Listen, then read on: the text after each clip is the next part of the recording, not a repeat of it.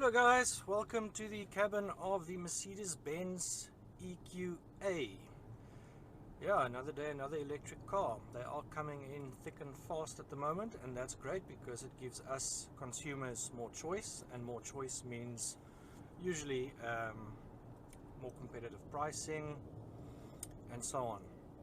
This EQA competes in the sort of just over R1 million crossover segment. These days R1 million isn't a lot, to be honest, when you're buying a new car. So I can see this segment being quite a big one in the future in terms of specifically EVs and crossovers. This car is based on the GLA and it competes against the Volvo XC40. Now the XC40 is of course available with single motor and twin motor. The single motor is sold out, and that's a more direct rival for this, which is also just a single motor. And then there's the twin motor, which is about 100,000 Rand more base spec versus base spec compared with this. So 100,000 Rand, you can add a few features to this and you're there. So I would say that it is a direct rival. And then you've got a car like the BMW iX3, which is a bigger segment vehicle, but also just over 100,000 Rand more than this. And BMW still has the iX1 to come. So this is priced quite, how shall I put this? Steeply, I think, given what's around it in the market. So I'm quite keen to find out whether it's worth the nearly 1.2 million Rand, and I think this one is actually, with all its options, more than 1.2 million Rand. Let's see.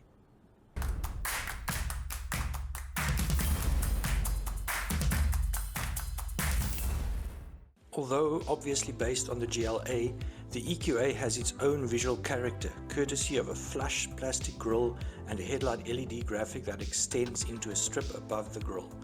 Also note the blue detailing on the wheels. This car rides on the optional 19-inch alloys, which cost just under 10,000 Rand for a set. At the rear, the most obvious change, and a very attractive one, is the new light bar that stretches the entire width of the car. Oh, and also note that the stunning mountain grey Magno matte paint on this car costs an extra 33,600 Rand. Let's talk about important things like range, charging, efficiency, power, all those kind of things. This is a single motor car, as I said, 66 kilowatt hour package. And Mercedes-Benz claims a range of 402 kilometers and a consumption of 15.7 kilowatt hours per 100 kilometers. Now, I have tried. I've driven this car in eco mode and with the regen braking set at its most aggressive, and the best I can do is around 22 kilowatts hour per 100 kilometers. So there's quite a big difference there. It's not unique to this car though. Both its rivals that I mentioned, the iX3, which isn't really a rival, but nevertheless let's include it as the market stands at the moment, also around 22 kilowatts hour per 100, as did the Volvo XC40.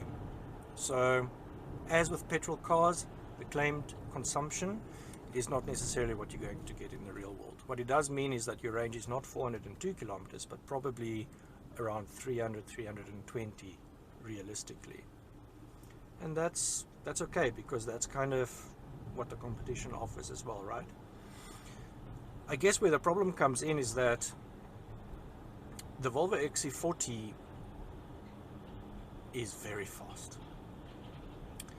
Now don't get me wrong, this car with its 140 kilowatts and its 385 Newton meters of torque is quite lively. You put it in its most dynamic mode, the response is that nice and immediate delivery of torque that we all like about electric cars.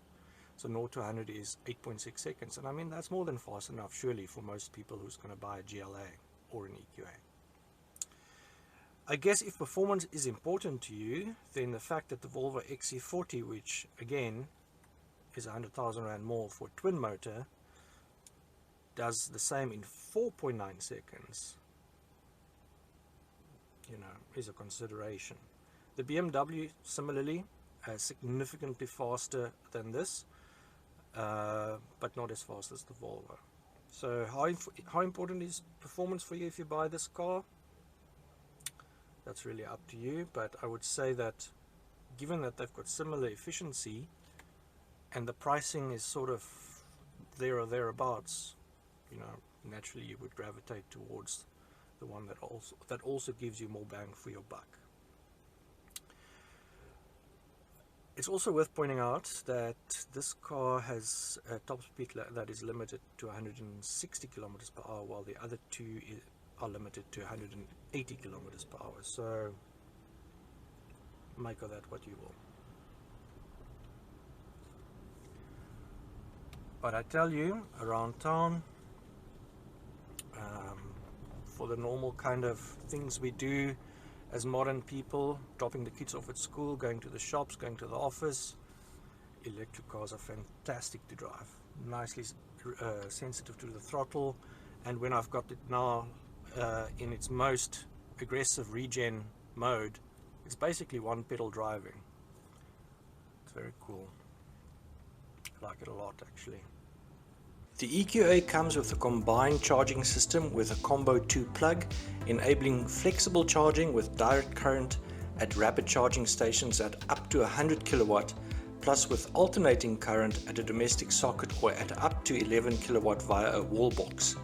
Charging times will of course vary according to charger specifications, but when charging at AC stations or at an 11 kilowatt wall box, from 10 to 100% takes approximately 6 hours. So let me take you on a quick tour of the Mercedes-Benz EQA's interior, and at first glance it's not very different to a GLA for obvious reasons. I think the GLA already has a very neat interior, and this just follows on from that. There are obviously some EQ specific features, and if you go into the EQ menu, for me the most useful display in the entire system is this display, which shows you your average consumption. So at the moment I'm on 23.2 kilowatt hour per 100 kilometers. I've been standing still for a while with the aircon on, and it will show me that 66% of my energy is being consumed by driving, 21% by heating and cooling. So just by switching off the climate control system, I should in theory be saving 21% or have 21% more battery power left at the end, and then there's 13% other consumers as well. I really like the design of modern Mercedes-Benz interiors. It's very crisp, it's very modern, it's very clear, it's very easy to use. You've got a touchscreen up here, which is very simple. This display is configurable as well. I've selected one that puts the emphasis on energy consumption, which I think most people will do if they buy EQA. And you've got nice controls here, which really puts everything easily within your control. It's also got voice control, so I can't say the car's name and then it will jump in to interrupt me and ask me a question. And you've also got this haptic sort of feedback little pad down here, which you can use if you want, but I'm stupid with my left hand, so I'll just go straight for the touch screen. So lots of ways to control everything very simply. There aren't, however, too many features here to play with.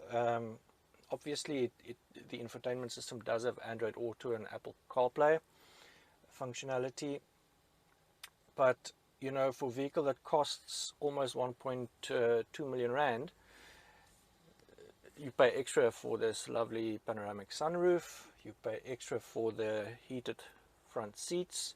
These might not be big problems for you if you don't need those features, but the reality is that this car is priced within about 100,000 rand of more powerful vehicles, and in the BMW iX3's case, a bigger vehicle, also only single zone climate control.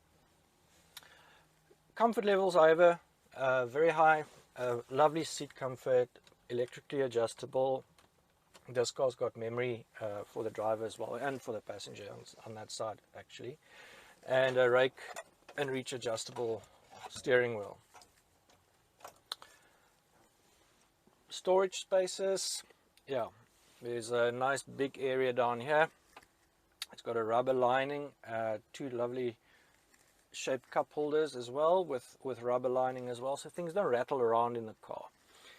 Storage bin as well. I found two USB ports, but there are USB-C ports, so you might need an adapter. But then a little bit of a problem.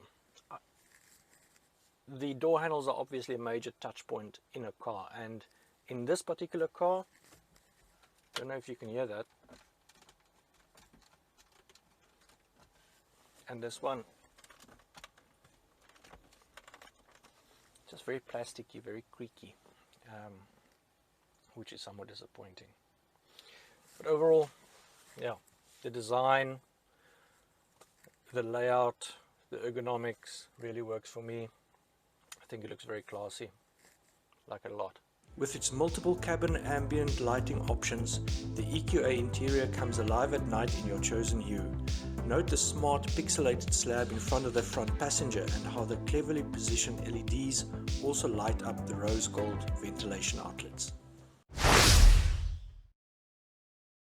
Okay, and into the back seat of the Mercedes-Benz EQA. Now I'm 1.8 meters tall. I'm seated behind my own driving position. As you can see, there's more than sufficient knee room.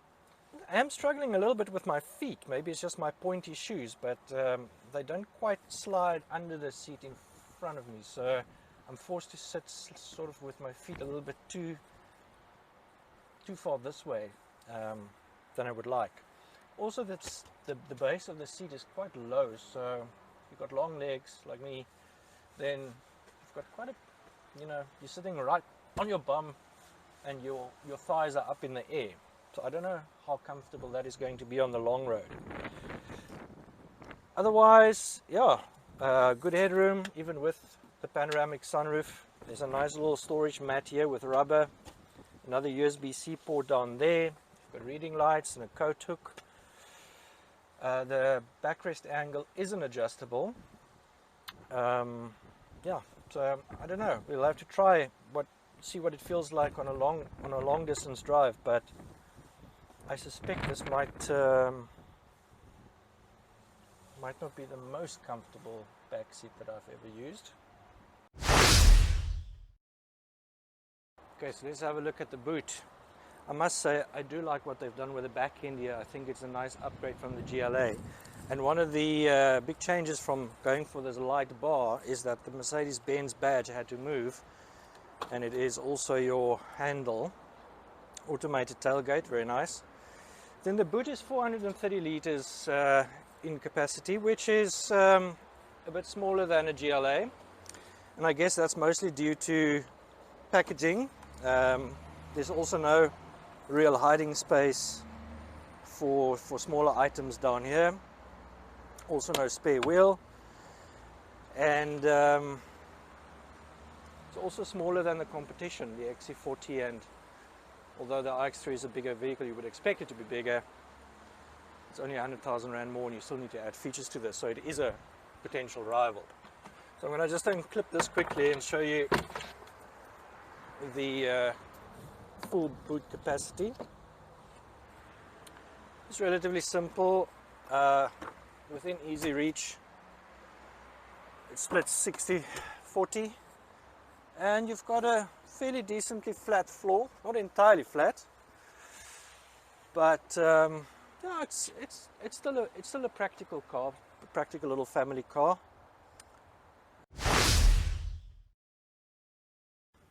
I think it's fair to say that a person who would consider a Mercedes EQA is not necessarily somebody who is a driving enthusiast or somebody who puts a priority on dynamism or very sharp handling. There will be other models from this brand that will do that kind of exciting things in the future. This is a commuting car, perfectly set up for our daily grind, and as such it just needs to be comfortable, it needs to be quiet, and easy to park and maneuver and so on. And most of those things it does very well. It's very easy to park it, Steering is good. It feels like, in terms of its steering feel anyway, pretty much like a normal car. The thing about electric cars though is that because there is this lack of engine noise, every other noise is accentuated. And I think that's where this car specifically against the two cars that I've mentioned before falls short. The suspension is quite harsh.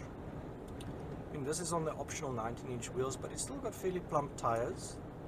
And the initial way that it deals with the bump is good, but it seems at higher speeds that it does become a bit crashy, and it thuds, and what that does, it accentuates any build quality issues in the cabin. So if I go through a dip at my son's school in the morning, this car creaks and groans like something I've not driven for a long time. Most noticeably in this area here, where I can hear the rubbers rubbing against each other. If you grab the door handles, it's extremely plasticky. And so I think in terms of ride, it's not quite as good as the Volvo or the BMW. In terms of the handling and the steering and the maneuverability and all of that kind of thing, it's kind of same as a GLA basically. But in terms of refinement, I think that's the word. Refinement, and maybe in this specific car some build quality issues. It's not quite up to the level that I expected. So what's the verdict then? I think the Mercedes-Benz EQA is priced a little bit too high, in my opinion. Either that or some of the optional extras that you pay extra for should have been standard. And I say this because, firstly, what the competition offers at not a lot more money, but also because this car inherently is a little bit behind in a number of respects. The first being that it's on par in terms of efficiency, but secondly, for some people it will matter that it is significantly less powerful than the cars that sort of within spitting distance of price. It is a little bit compromised in terms of its packaging. The rear seat is not quite as comfortable as it is on a GLA, I think, and then the boot space is a little bit smaller as well. And then for me, the biggest disappointment with this car really is NVH control, noise, vibration and harshness. I don't think the NVH is up to the levels of the BMW and the Volvo. So I have to say that as things stand at the moment, and I mean the market evolves the whole time, and it's new, and you know, we're still figuring out this EV space in South Africa. I think the EQA is a solid first effort into the market, but at the very least I think Mercedes-Benz needs to sharpen their pencils when it comes to pricing or standard spec a little bit.